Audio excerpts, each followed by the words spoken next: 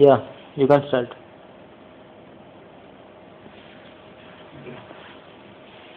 Today we will be dealing with the central force, and it is the central forces are present almost everywhere, right from nuclear dimension to the very large dimension where gravity becomes very important. Okay, even your gravitational force is always one by I² law. Okay, and you know about nuclear potential. You must have heard about nuclear potential, right? Yes. So, take it from me that central force is very important in physics. Yeah. Today we will be discussing about central force. Okay. First, I am talking about central force. What exactly is central force? You must ask me. Yes. Okay. How do we define central force? Central force is something which arises from some sort of interaction is there. Force is arising. Okay. And there exists a point in space which we call as center of force. Okay, there is the O. We are calling it as center of force. Okay. Now, with respect to this point, if any point mass is having mass m is there, it will encounter some sort of interaction. Okay. Now, due to mass only, it can be of any type. Okay. Some body is there, and now it is encountering a force. Force of interaction is there. Okay. And what is interesting about this interaction is that it is directed along the line joining the position of the body and the center of force. Okay. The force, if it is along this line, either directed away from the center of force, point O, or directed inward towards the center of force, and we will be calling it as central force. Okay, this is one way of defining it. Now, we have noticed that there is existing interaction. Okay, and interaction is obeying this quality. Right? A point is there. Okay, now how do we define it? How do we write it mathematically? Right? You must be able to write the force equation. Okay? You must be able to write corresponding potential equation. I am claiming that this force is derivable from a potential. Okay. You can see it mathematically. Yes, we can always find such a potential. Okay. This is my claim. That if force is existing, it can be derived from a corresponding potential. Now, another interesting thing. Okay. I was discussing about the origin aspect. Okay, how do I write it? This central force. I can choose my coordinate system anywhere. Okay, and I can describe the force. Okay, which can be the center of my coordinate system O prime. Okay, and with respect to this, I can write the position vector, say R1. Okay. The position of body is given by point A, but the force is directed along this line. Right? So I must be able to write this force F acting at point A. Okay. Now this depends upon R1. Okay. Since this point O is fixed, I can relate it to this point, right? By joining this section. It's sort of related to this section. Exactly. So this point of force, I am assuming it to be constant. Okay. I am assuming it to be constant. In my coordinate system, it might be moving. Okay. Let us not get into complication. But I am assuming that I have chosen a frame, such a frame, in which my center of force is constant, it is stationary. Now, I can do my mathematical analysis using this coordinate system. Okay. Sometimes I will have to resort, it will be good, it will move our coordinate system directly to the center of origin. Okay. Because we will be seeing that it will be convenient mathematically. Okay, it is not necessary that we will be doing like this type of analysis. So one thing is there, that central force is existing. Okay, and it is having property. What is that property? Its magnitude is there. Okay, it will be following certain laws. Okay, and its magnitude actually will depend upon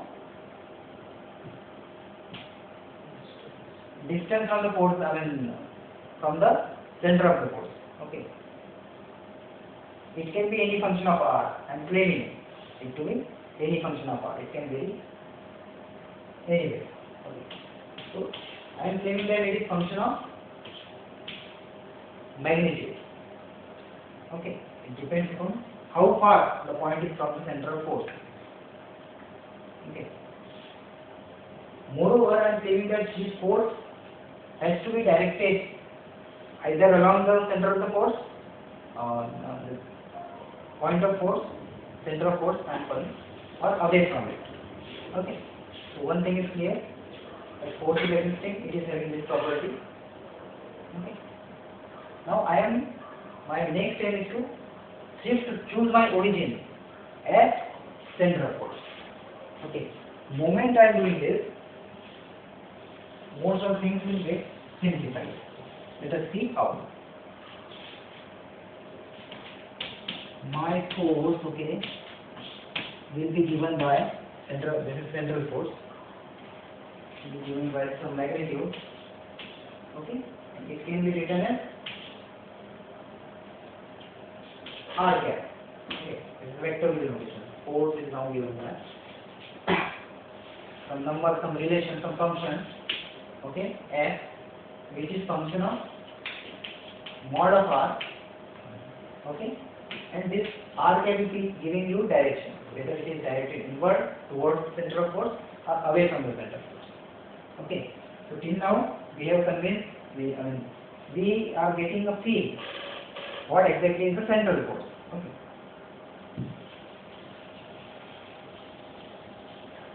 And we normally encounter these central forces in our daily life. One example is force of gravity. Right.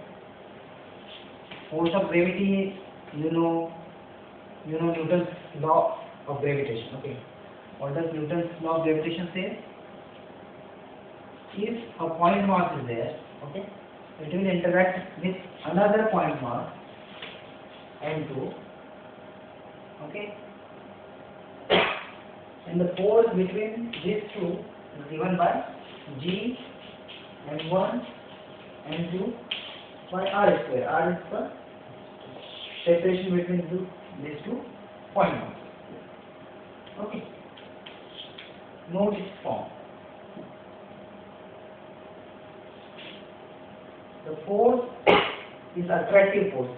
That means the force acting on M2 is directed towards M1.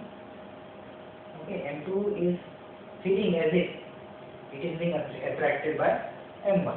Likewise, M1 will feel that it is being attracted towards M2. Okay, and the force acting is along the line joining these two particles. Okay. Now, this is F1 and this is F2. These two pair of forces, F1 and F2, actually they are action and reaction forces. So what we are dealing with is the strong form of, assuming that strong form of Newton's third law is true here. Okay, so we strong form of Newton's third. Okay, this is one example. Force of gravity is one example of central force. And or whatever we are saying, the orbits of the planets, whatever trajectories are there, comets, these things can be described by this Newton's law of gravitation. Okay, between 2.1. This form is for 2.1, right? If you have extended the mass distribution in the body, you must integrate and get a total force, okay, between the bodies. Now, actually, if you go, if you study general theory of relativity, Einstein has found that there is some term, some correction term is there, okay, which goes over, I think, 1 by r cube. And this term is very important when you are dealing with the trajectory and the planar orbit of Mercury. Okay, that was a very standard problem in astrophysics. Einstein solved it. So, correction is there. The time being, we are assuming, even if 1 by r cube dependent is there, still it is a central force, right? Because it is now also in this form, okay, a by r cube, it is now also solely dependent on the distance, separation, right? And we have defined as central forces are those forces which are function of only distance from the center of force, right? And they are directed either away or from this. Can you give me an example? Okay, we have talked about the central force. Can you give me example of non-central forces? We'll be calling non-central forces those forces which are not central in character. Okay. Non-central. You might have studied about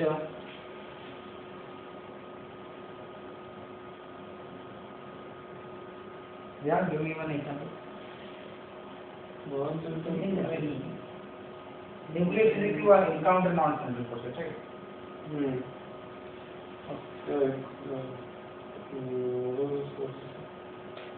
And that example you also cite when you deal with this big form of Newton's law. Okay. Go to it. Power potential. And not your power potential. Power potential is central potential. Central force. To the power minus. Minus a by r. And It's a central force. the spin independent part is there. That is non-central. Okay. So, okay, till now we have defined what is central force, okay, what are its characteristics, and we have got a field, okay, that there exists f of r. Now I am claiming that this force is derivable from a scalar field, okay.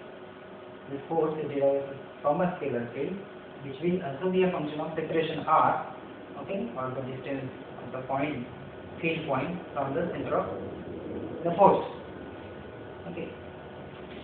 I am claiming that this force f of r can be derived from a scalar field which is u in this manner, du by dr, okay.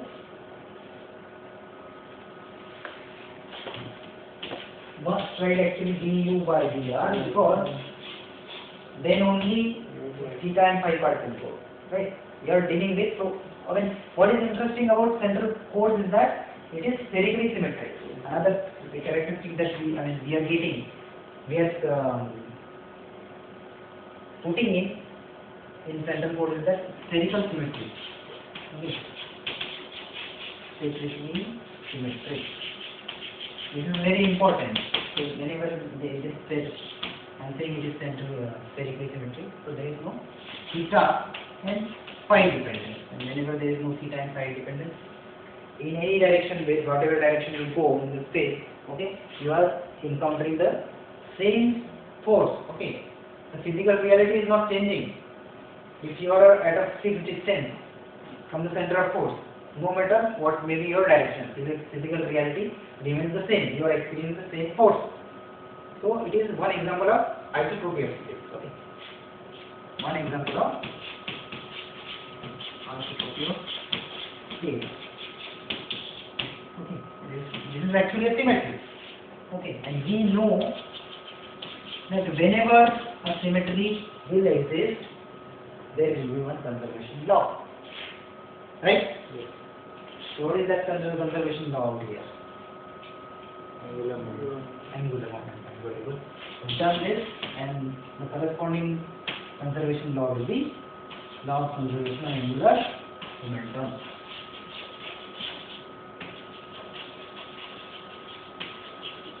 Okay, fine. So we are probing deep into the central forces. Wrote down its equation mathematically, analyze the situation, okay? And even from argument, we claim that there will be law of conservation of momentum. Okay, actually we can get it mathematically from the very definition of angular momentum. Let us see how. Okay, how we can get law of conservation of angular momentum. Yeah, can you tell me how can I get law of conservation of angular momentum? It is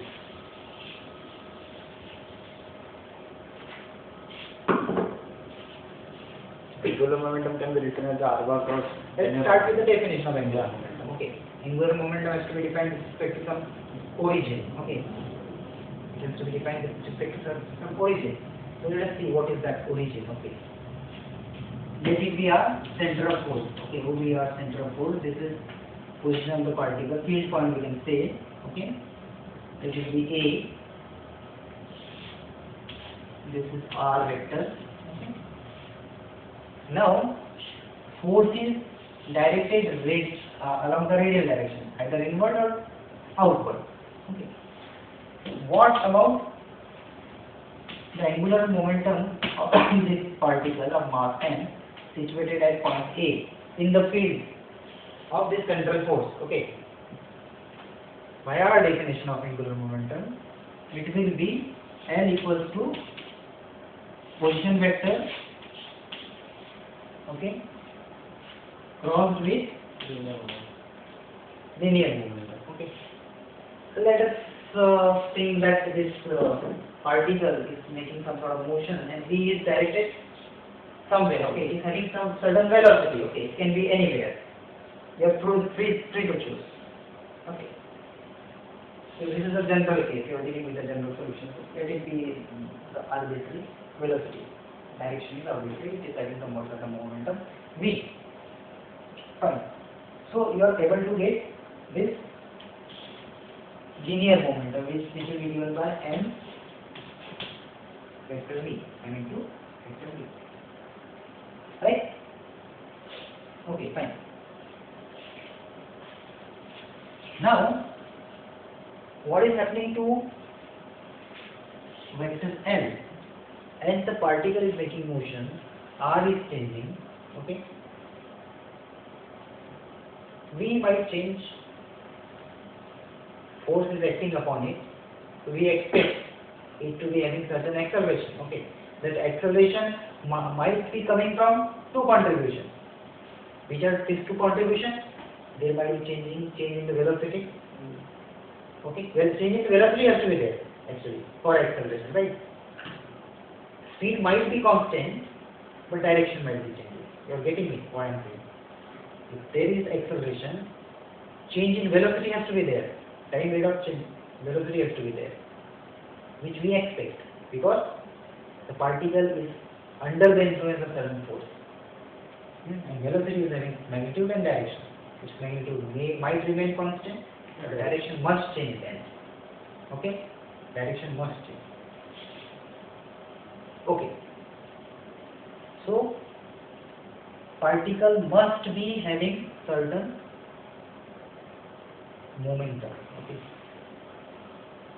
If it is moving, it must be having certain momentum. Even if it is at rate at some instant, it must be moving. Why?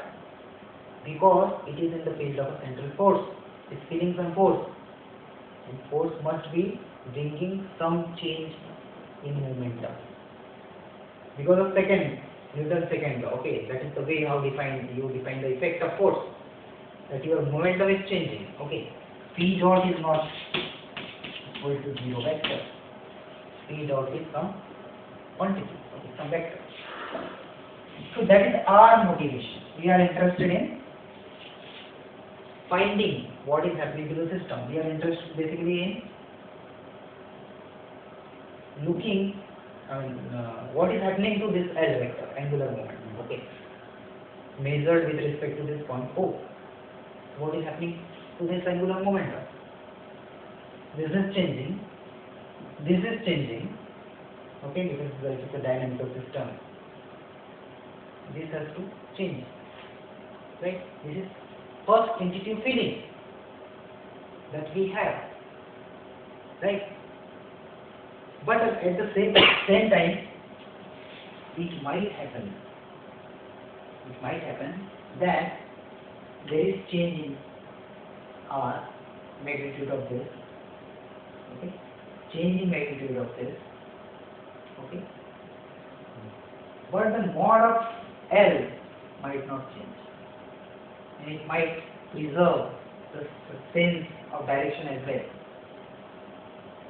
right? L vector will preserve the sense of direction only when R and P will remain in the same place at every moment instant, right? Because L is having magnitude as well as direction. To simplify it more, let us write this L vector as R T sin theta cos theta, sin theta cos theta, sin theta, and perpendicular. some vector n, okay, some vector n which is perpendicular to the plane defined by vector R and vector T, okay.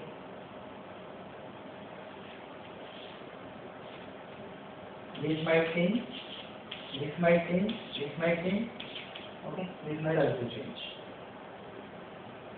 And overall the changes we such that L might be constant. We are not in a position to claim from this equation now. Now the best way to explore this is to take a time derivative, okay. Let us take time derivative of this vector function. This L is a vector, it is function of R vector and P vector. A vector function, right? So let us take time derivative and let us see what happens. So what will happen to this equation? Total time rate of L vector will be given by vector R cross with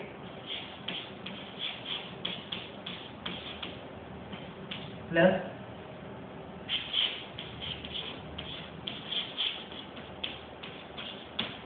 now observe these two terms. What about this? dP by dt of vector P by Newton's second law? This is nothing but force. Okay? Force is along R cap plus or minus. So this term goes. Okay? What about this? P is mv, m vector v. This is vector v. V cross C, that term is coming, which will also go to 0, right? So, dL by dt is giving you a 0 vector. It implies that L has to be constant. L has to be constant vector. Okay, it must preserve the direction as well as magnitude. Then only this relation. Okay. So you are getting the motivation how we did it. We defined the angular momentum as R cross P. Then we try to look for what is happening to vector L. We were not sure actually what was happening because that equation was not giving us intuitive feeling.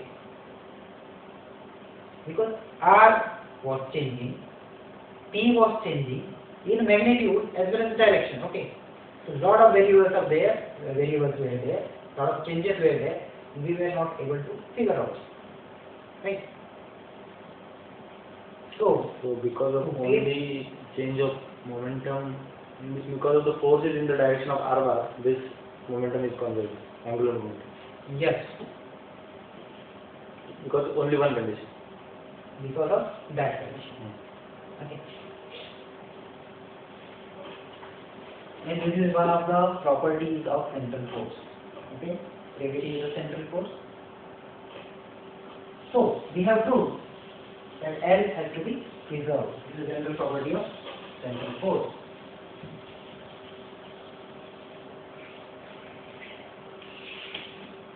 Vector L is a constant vector. Fine.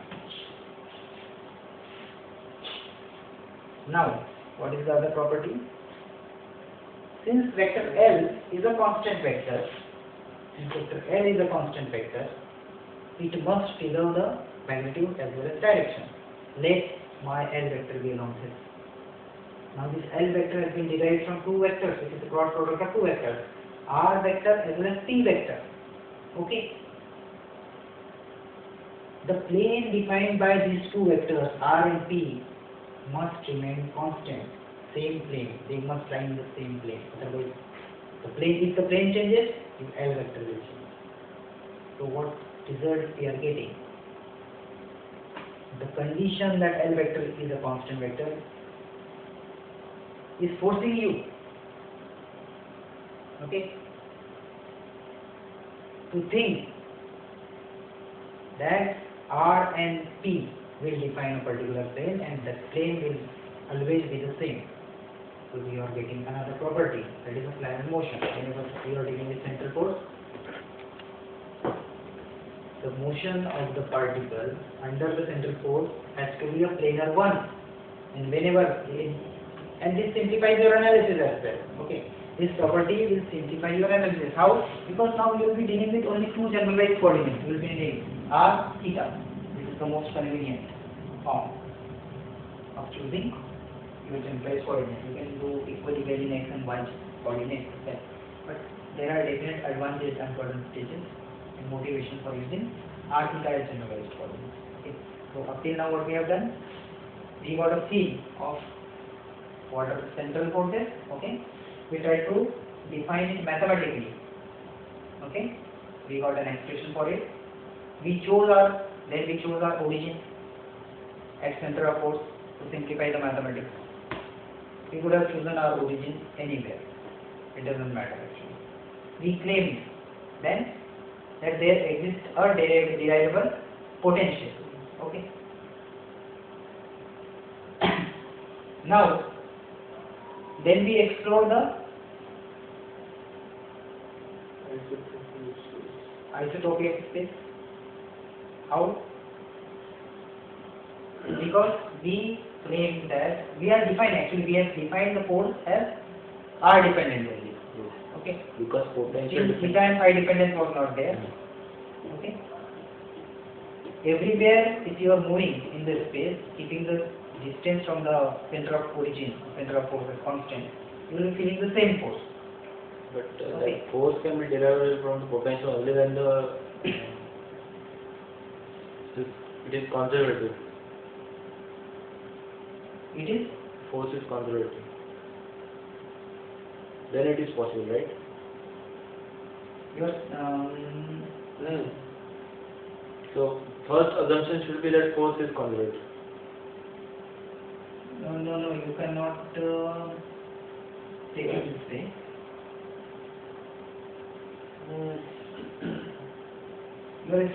Your definition is F is dependent on R only. Okay. My definition is potential is dependent on R. Potential is dependent on R. Yeah. Okay. This is my definition. Yeah, initial. Initial definition. Okay. And you are claiming that your motion is such that okay, it is conservative force. It is a conservative force. Okay. Yeah. And by conservative you mean there can't be any dissipation of power. Yes. Okay. The particle cannot lose, is not losing any energy. Yes. Okay. Because energy is having two contributions. One is kinetic energy, other is potential energy. Yes. Okay. Now that potential energy will change as you change the direction, but that will be getting adjusted with the changing kinetic energy. Okay. You will be getting a constant constant energy. We can prove it mathematically. Okay. We will be proving it. So let us try to prove it rather. what I am saying is that let us assume we don't know whether it is conservative or not. Yes, it should be assumed, right? Let us assume Hmm. we don't know Hmm. whether it is conservative or not. Later on we'll find if energy is constant, then it has to be. If it Or is not conservative, then we can claim that it is conservative. if it is not time dependent, then we can say that. It is conservative because there is no dissipation of power. It is conservative. Right? So right now we cannot assume that it is conservative. Because I didn't give you any reasoning why that it is derivable. Okay. Till now I have not given any reasoning. I have just in the very beginning I assumed The force is it's function of derivable. Yeah. Okay. I didn't assume. Hmm. Why? I didn't pose the question why. Why I am able to write it like this. Right? Yeah. I didn't say anything about this. But up till now we have not used that assumption also.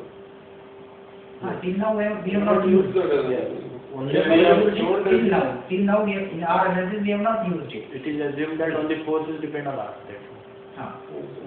And I say that it is derivable. That was my assumption. Yeah. Actually, sir, I am one thing. Suppose we assume f of r is a gradient of the potential Yeah. E of r. Now what we can do is,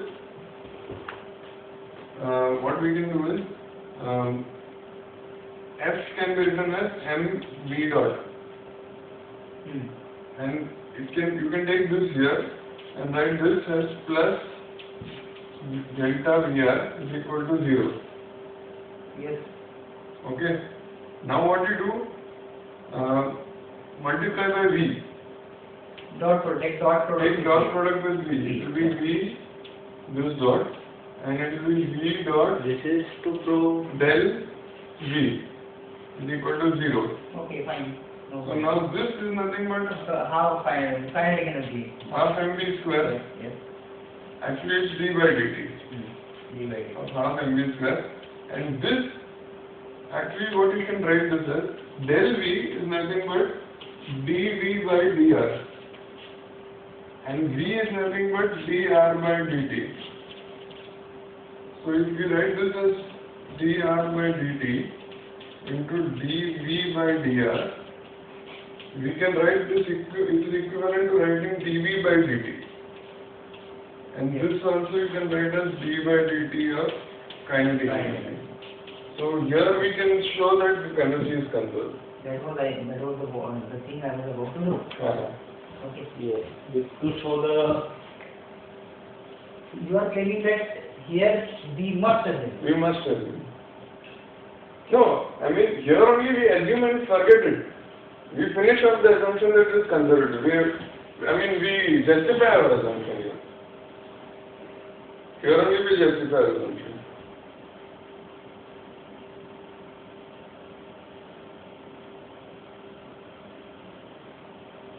So since we have said that we are taking this, but why do we say that it is, we can write it in this form?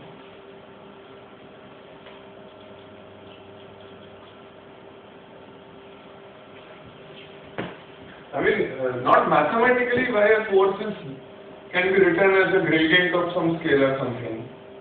We are not justifying that assumption, mathematical assumption. We are just justifying that a conservative force can be written like this. And for a conservative force there should be no dissipation. So this is coming from this. So we are starting from that and coming to the conservative. yeah. This is what we are doing. I am not using this way. Actually, this can give 0. It is a conservative force. Because that is same thing, but or it is not function of time. It's not functional time. Because we are assuming motion in space, so of course R is function of t, right? Fr is itself a function of t, Yes. right? So time is coming implicitly in that. These two equations are basically equivalent.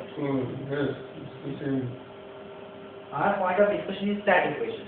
Fr equals to minus gradient of V of R. Okay. I just mentioned this to show that this is equivalent to saying that it is a conservative force. So this is the one property of conservative force, you can say. Whatever you are This is the law of conservation of energy. yeah, this is means there are more, you can say. So I think